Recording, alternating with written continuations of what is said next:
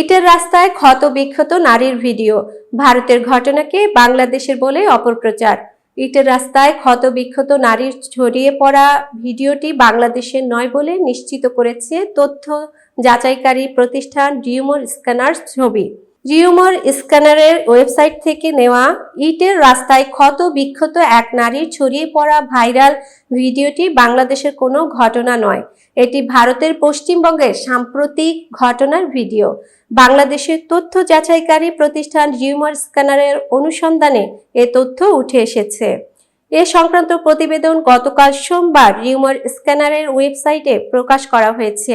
ভারতে নারী খুনের ঘটনায় ভাইরাল ভিডিওকে বাংলাদেশের ধর্ষণের ঘটনা বলে অপপ্রচার শীর্ষক রিউমার স্ক্যানারের প্রতিবেদনে বলা হয়, সম্প্রতি মারাত্মকভাবে আহত একজন নারীর রাস্তার পাশে বসে থাকা, তাকে পাশ থেকে লোকজনের প্রশ্ন করার একটি ভিডিও ইন্টারনেটে বিভিন্ন প্ল্যাটফর্মে প্রচার করা হচ্ছে।